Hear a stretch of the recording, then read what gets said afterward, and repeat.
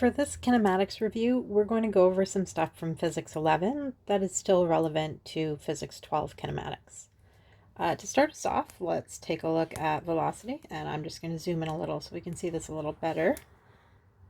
Velocity is the change in displacement with respect to time. We usually use v for velocity. I'm going to put a little hat on it. That hat tells us that it's a vector.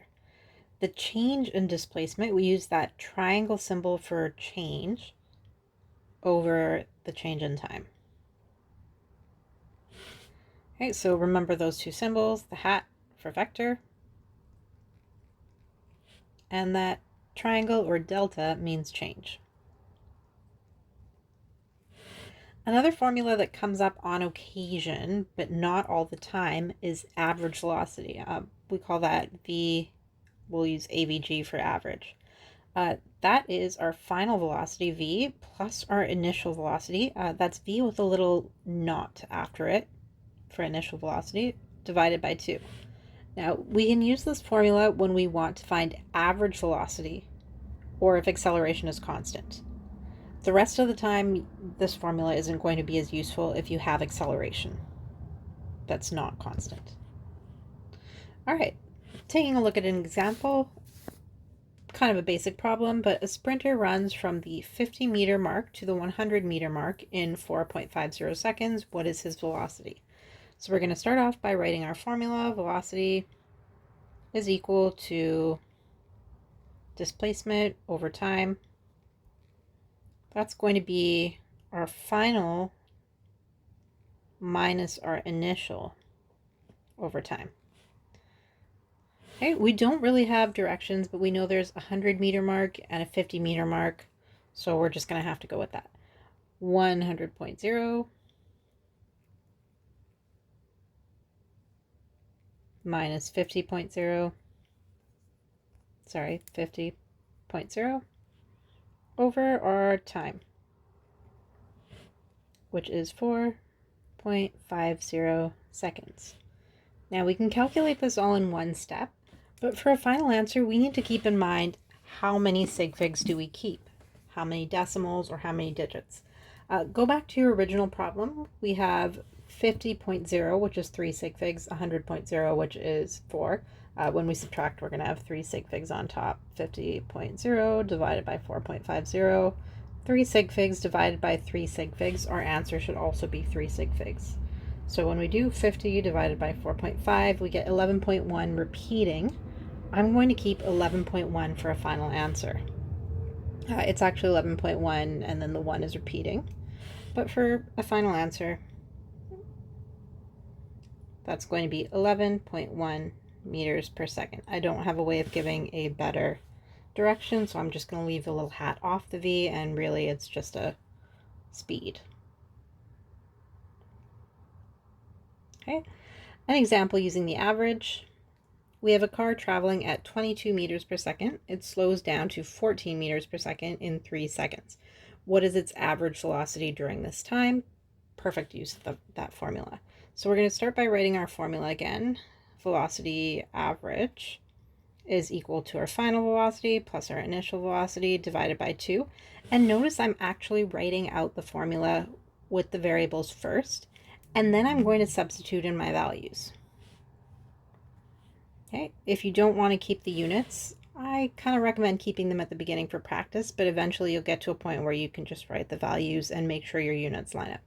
22 meters per second plus 14 meters per second divided by 2 is 18, and I'm just keeping 2 sig figs there, meters per second.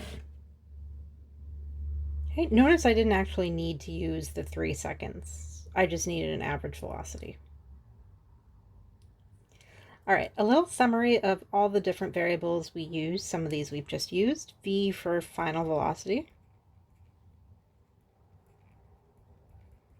V naught, V with the little 0 after it, is initial velocity.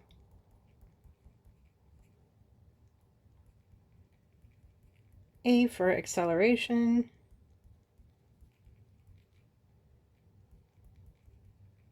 D for displacement.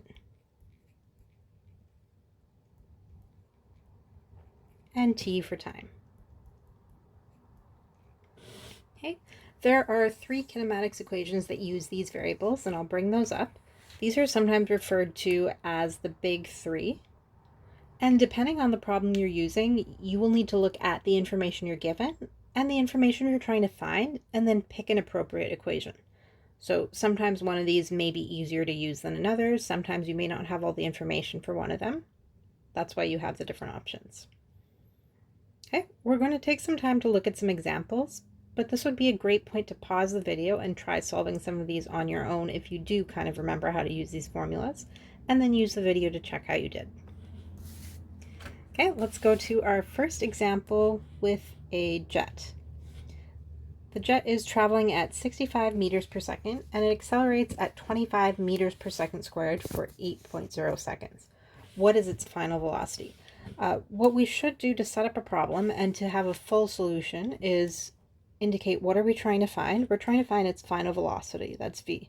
I'll put a question mark to show that it's what I'm trying to find. And then list all your other givens. We have an initial velocity, 65 meters per second. We have an acceleration, 25 meters per second squared.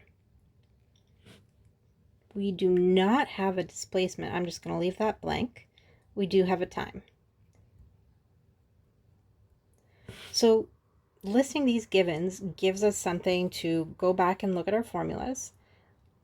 I don't have displacement, so I probably don't want to pick a formula that uses displacement because I'm not trying to find it. So in this case, I'm going to pick the first formula. Okay, as a next step, you should actually write out the formula you're going to be using. V is equal to V naught plus A times T. And then substitute in the values that you know. If you needed to rearrange the equation, this is also where you could rearrange it before substituting in, but we're trying to find velocity, so this one's already set up for us. 65 meters per second plus 25 meters per second squared times 8.00 seconds. Okay, notice multiplying the acceleration and the time is going to end up with meters per second there as well. And we end up with 265 meters per second. Now that is a good answer for calculating because I have all of the digits there, but as a final answer I should really only have two sig figs here. So I would change this to V is equal to 270. Notice I'm rounding up meters per second. So you can round appropriately to only have two digits and then pad with zeros. This would also be an option to write in scientific notation. V is equal to 2.7 times 10 to the power of 2 meters per second. And either of those would be okay for a final answer. Okay, the big things to keep in mind as we do this are list your givens, write the initial formula, substitute in value and show steps for your calculation, and then as a final step, appropriately round to the correct number of sig figs, provide a direction if you can. Okay, for the jet, we don't really have directions. All right, next question. A textbook is dropped from a high cliff and hits the ground 3.5 seconds later. Let's again start by listing our givens. So we're trying to find its displacement. We don't know a final velocity, so I don't want to pick an equation that uses that. We know an initial velocity because the textbook is dropped from a high cliff. So it's starting stationary, 0 meters per second. I also know its acceleration. Let's actually stop to fill that in. Acceleration due to gravity near the Earth's surface, which is the same for all objects. Negative 9.80 meters per second squared. Sometimes later on you'll see that as just negative 9.8. If you use other resources, you may see negative 9.81. Up to you. I generally go with 9.80. Also, in general, we usually use up and right as positive directions, down and left as negative directions. So when something is falling, that's a negative acceleration, which is why we have negative 9.80. All right, back to the textbook.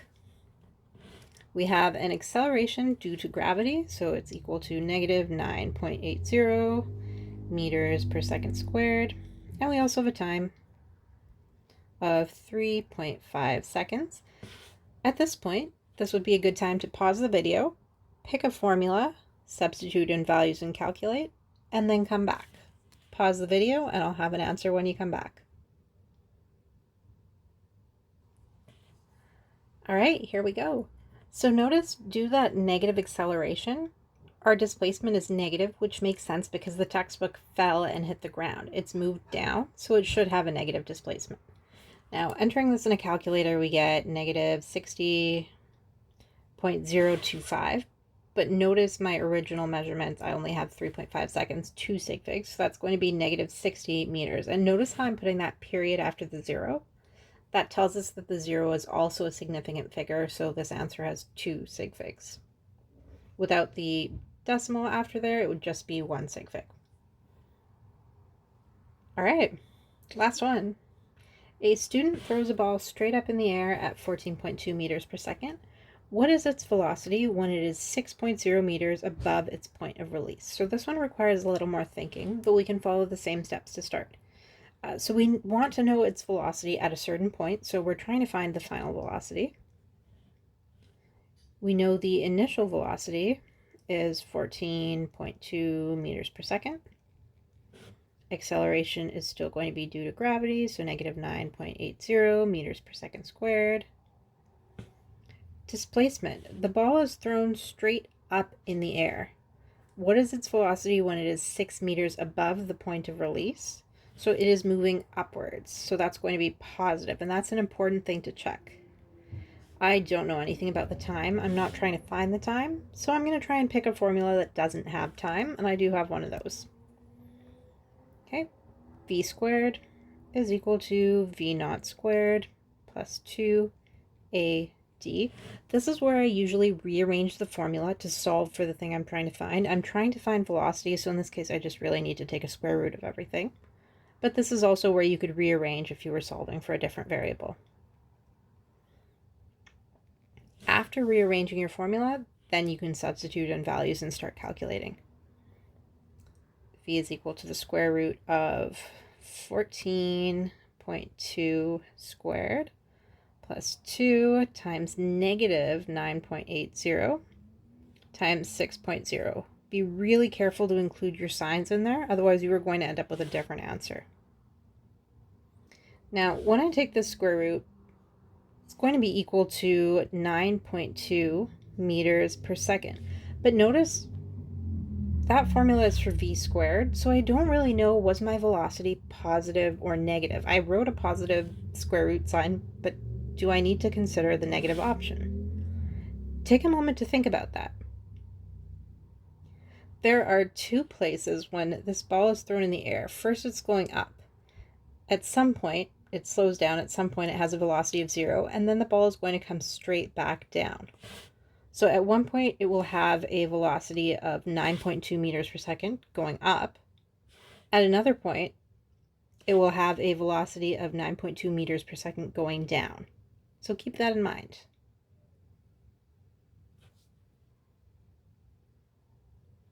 Okay, and as a final reminder, displacements, velocities, and accelerations can all be negative because they're vectors, which have both a magnitude and a direction.